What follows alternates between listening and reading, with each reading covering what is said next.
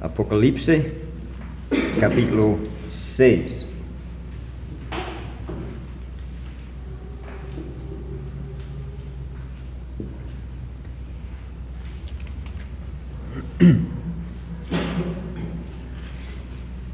Vamos começar no primeiro versículo, Apocalipse, capítulo 6, e o versículo 1.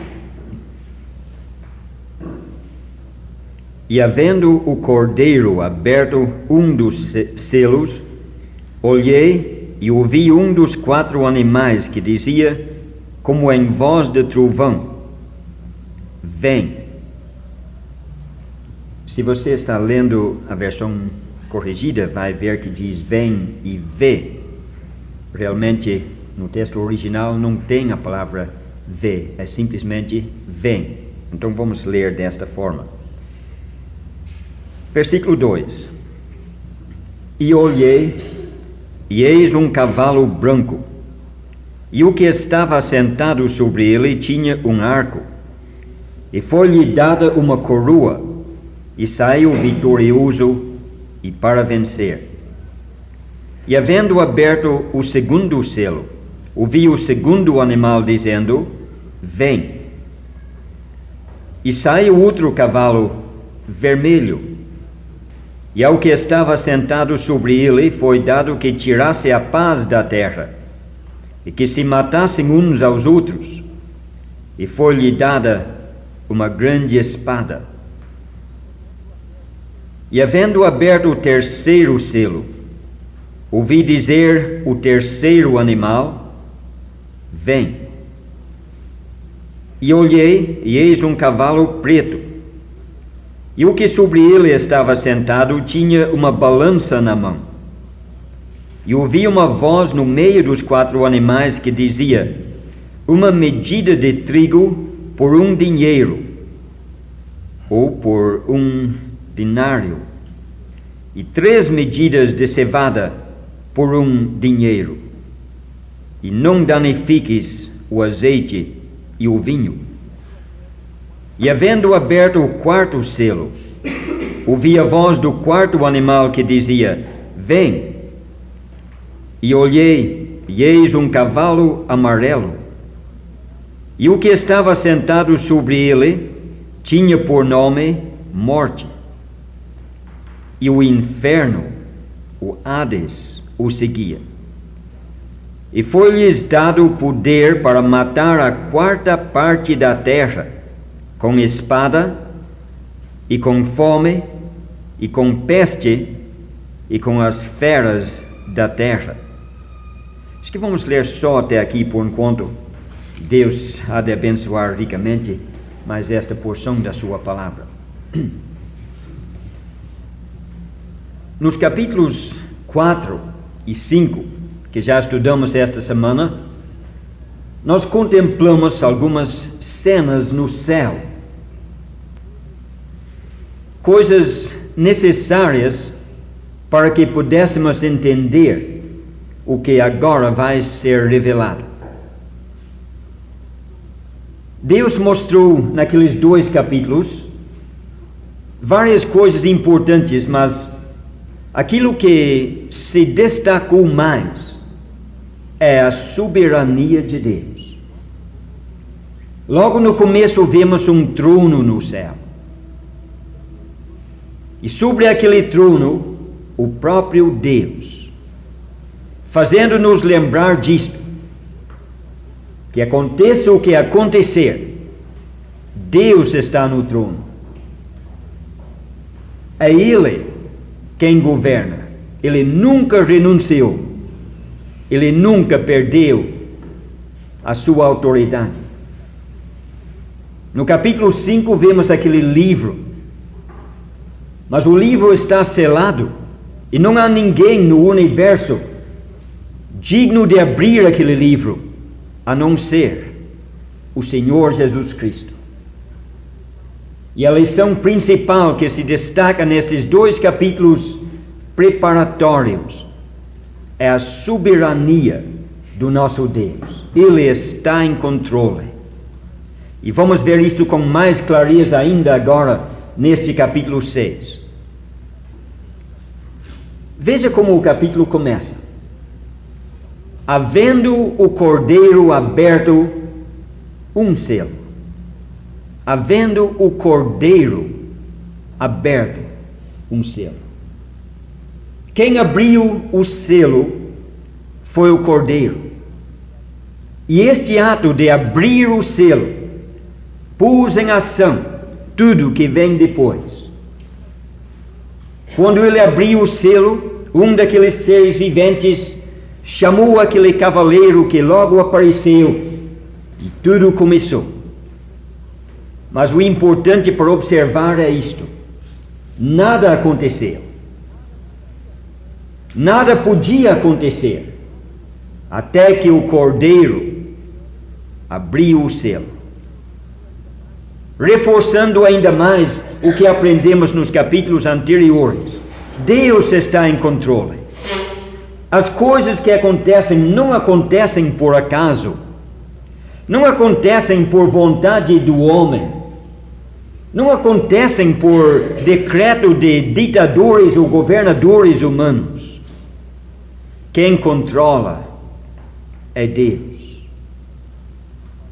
Às vezes isto não aparece e nós perdemos de vista este fato. E é por isto que tantas vezes andamos preocupados e desanimados.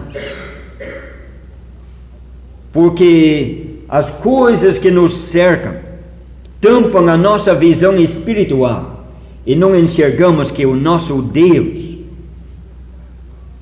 ainda está com as rédeas na mão e Ele controla. Sempre foi assim e sempre será. Mesmo nos dias quando Nabucodonosor dominava o mundo inteiro, quando parecia que ele dominava, Deus lhe fez entender que o Altíssimo domina nos reinos dos homens e coloca sobre eles quem Ele quer. E é isto que vemos aqui em capítulo 6.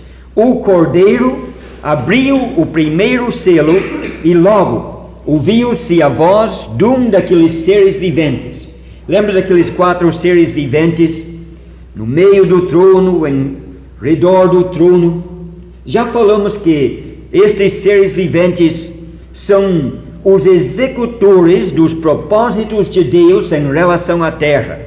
E agora vemos uma confirmação disto.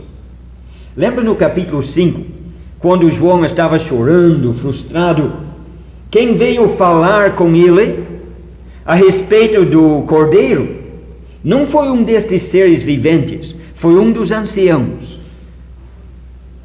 Um ser humano salvo, porque aquele ancião podia sentir o que João estava sentindo, podia compreender como João sentia, podia entrar e participar na sua tristeza, e portanto foi ele quem comunicou com João.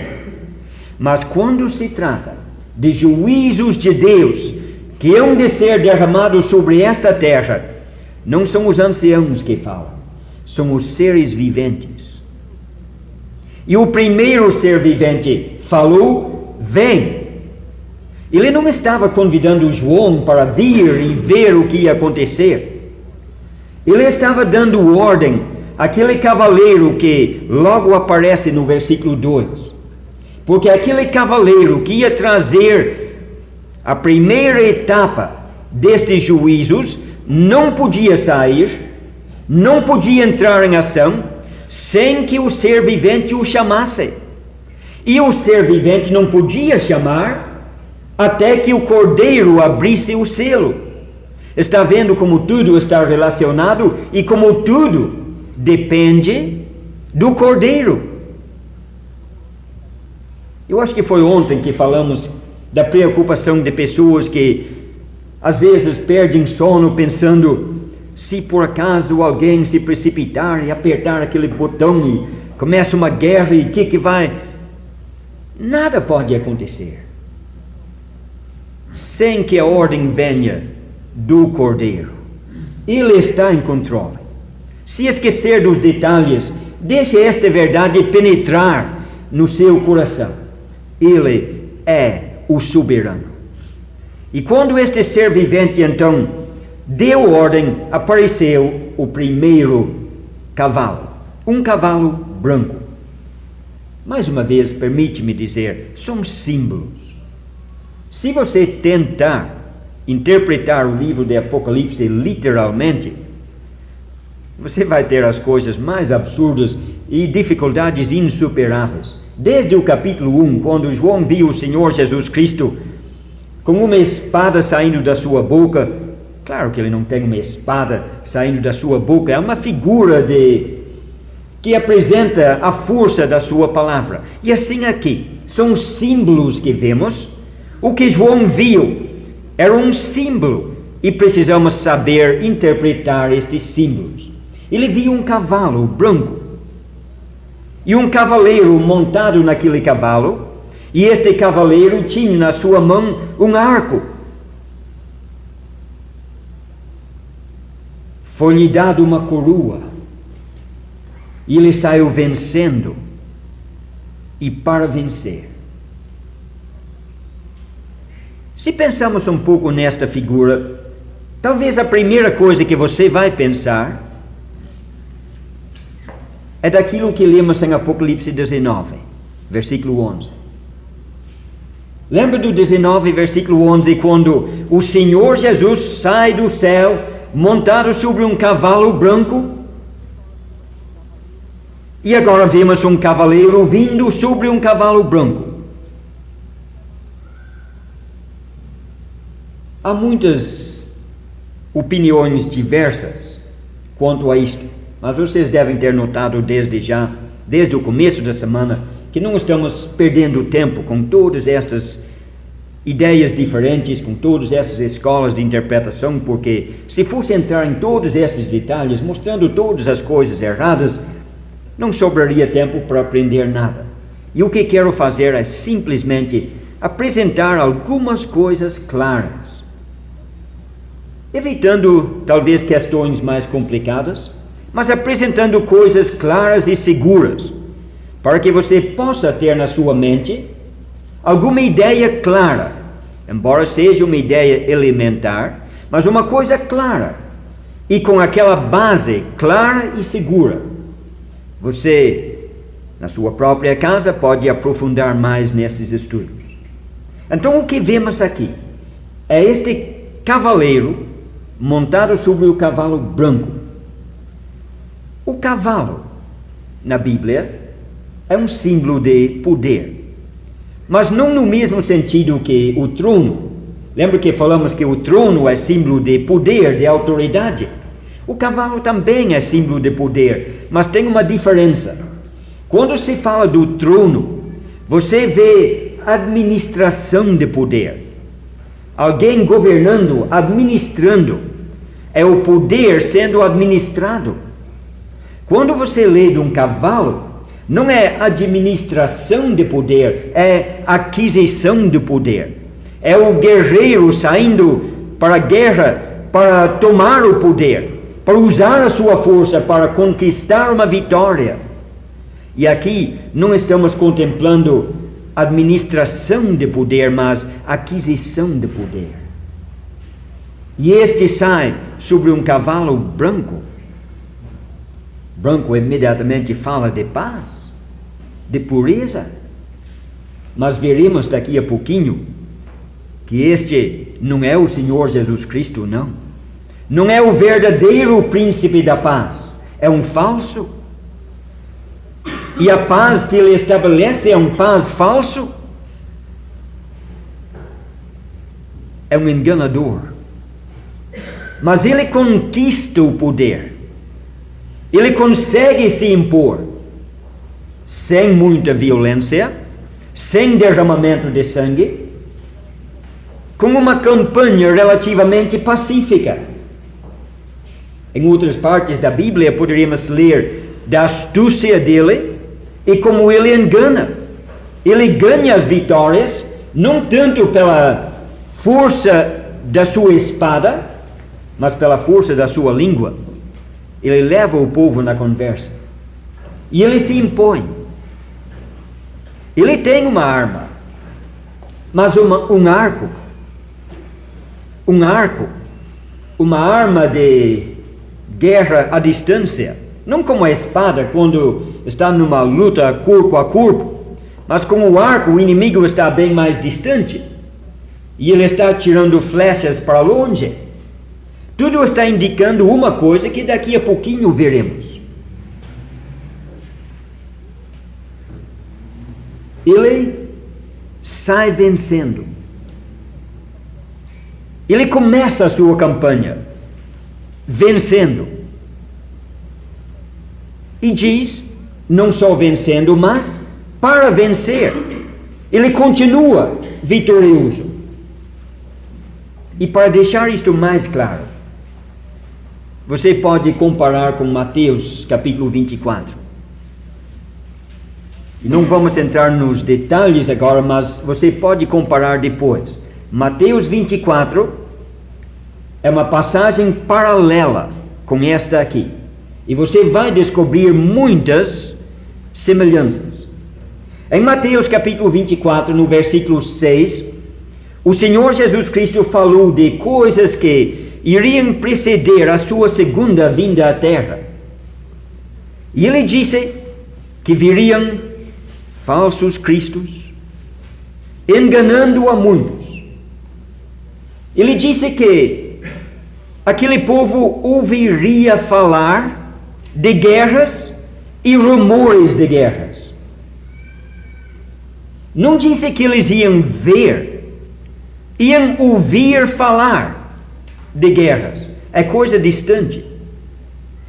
E rumores de guerras.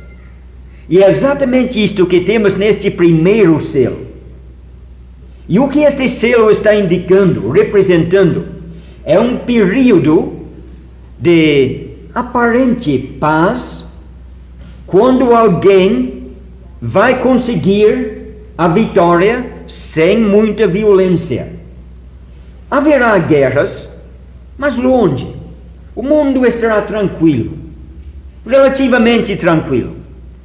Nas notícias, nos manchetes dos jornais, poderão ouvir falar de guerras, e haverá rumores de guerras, mas todo mundo estará relativamente tranquilo.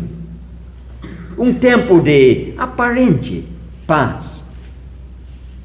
E para ser mais específico, é o tempo que virá depois do nosso arrebatamento, quando aquele enganador, que a Bíblia chama de a besta, há de assumir o governo. Não é o verdadeiro príncipe da paz, mas um que quer aparecer como o príncipe da paz. Jesus Cristo falou dele. Jesus Cristo disse para o povo: eu vim em nome de meu Pai e não me receberam.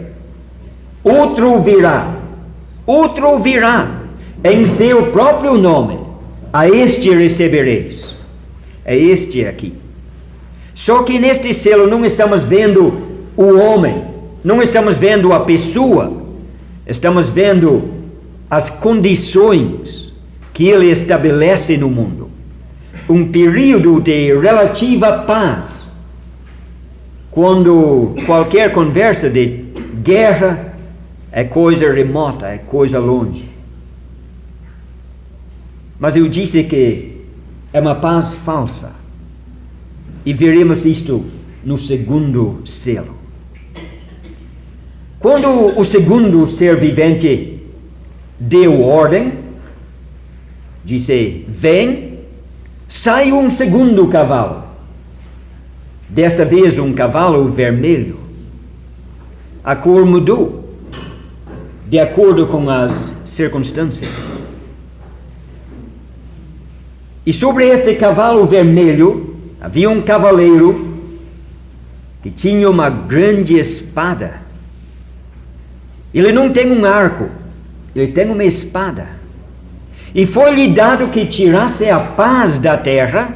A paz que foi estabelecida no primeiro selo, agora será tirada. E foi-lhe dado que tirasse a paz da terra e que os homens se matassem uns aos outros. introduzindo agora no segundo selo um segundo período. Não um período de paz, mas um período de grande violência, de guerras, de derramamento de sangue. As figuras neste segundo selo são bem claras. Não precisamos tomar tempo. Um cavalo vermelho, um cavaleiro com autoridade para tirar a paz da terra, confirmando o que falamos do primeiro selo, que tinha paz, aparentemente. Ele tira a paz, e os homens se matam uns aos outros, e na mão do cavaleiro uma grande espada. Um período de guerras, de violência. Agora voltando para Mateus capítulo 24, depois daquele versículo que falou de rumores de guerras, de ouvir falar em guerras, ele diz, mas ainda não é o fim, isto é apenas o princípio. Depois ele diz, haverá guerras. Esta é a segunda parte, o segundo selo. No versículo 7, no início do versículo 7, vemos este segundo selo. E o que há de acontecer então, depois do nosso arrebatamento, é que a besta há de assumir o governo deste mundo, e sob a sua liderança virá ao mundo o que parece ser uma verdadeira paz. Ele se apresentará não tanto pela força de armas, mas com a força dos seus argumentos e dos seus planos, e convencerá o mundo. E o mundo pensará, até que enfim apareceu o homem capaz de resolver os nossos problemas, problemas econômicos, problemas políticos, problemas sociais. Eis o homem que vai resolver, e todos acreditam, todos aceitam. E se houver em algum lugar remoto que não quer acreditar, que não quer aceitar, com aquele arco, ele derrotará. Ouvirá falar daquelas guerras, mas ninguém vai ligar. Tempo de paz e prosperidade, mas por pouco tempo. Logo acaba, e entra esta segunda fase. Por motivos que não são esclarecidos aqui neste capítulo, mas que outros trechos podem nos esclarecer, aquela paz logo terminará. Quando dizem paz, paz, virá repentina destruição. E haverá um período de grande violência, de muitas guerras, de muito derramamento de sangue. Em seguida, João viu o terceiro ser vivente ordenar o terceiro cavaleiro. E o terceiro logo apareceu, simplesmente esperando o momento de ser liberado, e logo que o ser vivente disse vem, ele saiu, e eis que apareceu um cavalo preto, o primeiro branco, depois vermelho, depois preto. E o cavaleiro sobre este cavalo preto tem na sua mão uma balança. Uma balança. E enquanto João está contemplando isto, ele ouve outra voz, não agora um dos seres viventes, mas uma outra voz dizendo, uma medida de trigo por 1 denário, 3 medidas de cevada por 1 denário, e não danifique o azeite nem o vinho. Eu acho que estas figuras também são claras. Algumas informações para ajudar você a perceber o que está atrás de tudo isto. Ele fala de uma medida de trigo por 1 denário. Se tivesse falado em cruzados, teria sido mais fácil para nós entender. Mas, sem sair da Bíblia, se você vai para Mateus capítulo 20, você vai ver que o Senhor Jesus falou do denário. Ele falou de um homem que contratou certos trabalhadores e os mandou trabalhar no seu campo. E ele contratou com eles na base de 1 denário por dia de serviço. Livros seculares confirmam que naquela época, que não era uma época de grande inflação e grandes mudanças, o salário por dia de um trabalhador era 1 denário. Uma medida de trigo seria o mínimo de alimento necessário para sustentar a vida. Qualquer um normalmente comeria mais do que isso, mas o mínimo seria uma medida. Com uma medida daria para sobreviver, mal e mal. Veja só, uma medida de trigo por 1 denário, o mínimo necessário para sustentar a vida por 1 dia de trabalho. Bom, ele poderia comprar 3 medidas de cevada. Seria mais barato. Cevada, naquela época, era a base da alimentação do escravo e também dos cavalos. E era mais barato. Mas ele poderia comprar somente 3 medidas. Pense nisto. Um homem, trabalhando o dia inteiro, ganharia o suficiente para ele sobreviver e não sobraria nada para comprar alimento para sua esposa, para os seus filhos. Haveria comida somente para quem trabalhasse. As crianças, os velhos, os doentes não poderiam viver. E ao mesmo tempo a voz disse: não danifique o azeite e o vinho. Se o alimento básico do trabalhador estava atingindo preços exorbitantes, impossíveis para o pobre trabalhador, as extravagâncias dos ricos não ia sofrer nenhum dano. A inflação atingiria apenas os essenciais para a sobrevivência dos pobres, deixando-os abastecidos cada vez mais folgados. É uma situação onde claramente gera conflitos sociais. Numa situação destas, a população oprimida, mais pobre, chega ao ponto que é forçada a apelar para a violência, e é isto que acontece. Mas o que vemos neste selo é um quadro destes.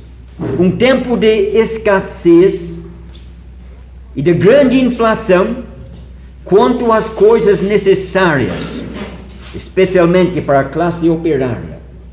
Um tempo quando aquele que trabalhasse poderia sobreviver, só ele.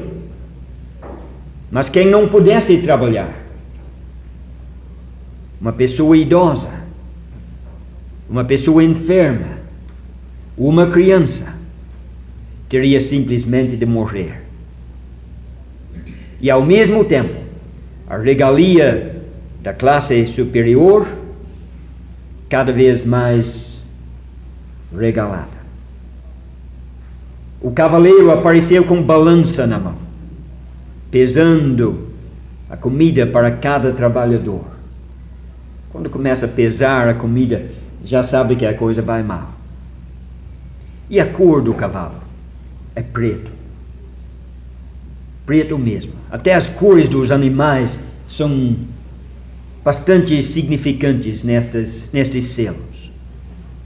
Mas este selo também passou e apareceu o quarto. E o ser vivente deu a ordem outra vez. Vem, e apareceu um quarto cavalo. Esta vez, a minha versão diz amarelo. Uma cor diferente. E o cavaleiro desta vez tem nome. O nome do cavaleiro é a morte. E ele tem um companheiro. Seguindo atrás dele vem Hades. Talvez a sua versão diz inferno. A palavra no texto original é a palavra Hades, que é uma palavra grega. Eu acho que a melhor coisa é deixar sem traduzir, porque na nossa língua portuguesa não existe uma palavra que traduz completamente, perfeitamente a palavra Hades. Não é o inferno. O inferno pode estar no Hades. Mas não vamos entrar neste assunto, senão vamos longe. A morte vem sobre o cavalo e atrás vem Hades. Quando uma pessoa morre, se dá uma separação. Vocês sabem que cada um de nós temos 3 partes: corpo, alma e espírito. E no momento da morte se dá uma separação. O que veio do pó da terra volta ao pó da terra. E o que veio de Deus volta a Deus. O corpo é matéria. O corpo veio do pó da terra e o corpo morre. A alma nunca morre. O espírito nunca morre. E quando se dá a morte, o que se dá é realmente uma separação. O corpo vai para o pó da terra e a alma e o espírito vão para o Hades, para o além. E aqui nós vemos sobre este cavalo a morte que recebe o corpo, seguido por Hades, que recebe a alma e o espírito. E veja o que segue. Uma quarta parte da terra foi morto. Foi-lhe dada matar uma quarta parte da terra. Às vezes, por falar muito, deixamos obscurecida a realidade. Deixe aquelas palavras penetrar sem falar mais. Uma quarta parte da terra morre nesta ocasião. Uma em cada 4 pessoas. Sem pensar no mundo inteiro, pense na grande São Paulo. Eu não sei a população da grande São Paulo. Se errar, me perdoe, 12 milhões? Vamos supor 12 milhões. Imagine morrer só na grande São Paulo, 1 em 4. 3 milhões. Para não falar no resto do Brasil. Para não falar na China. É uma coisa que a nossa mente não pode alcançar. O juízo terrível desta ocasião. E é só o começo. É só o 4º selo. Tem mais para seguir. Mas o nosso tempo está vencendo e vamos terminando por aqui. Mas uma coisinha que eu gostaria que você notasse em tudo isto. Lembra como começamos hoje? Mostrando no início do capítulo como Deus está controlando tudo. Estas coisas não estão acontecendo por acaso. Não são coisas que fogem ao controle de Deus. Ele está em controle. E se você lê estes versículos mais uma vez e observe aquela expressão que ocorre vez após vez, foi-lhe dado. Foi-lhe dado que fizesse isto. Foi-lhe dado que fizesse aquilo. Esta expressão, tantas vezes repetida, está dizendo para nós que Deus ainda está no trono. E à medida que avançamos neste livro de Apocalipse, isto torna-se cada vez mais claro. Deus é o soberano. Ele reina e reinará.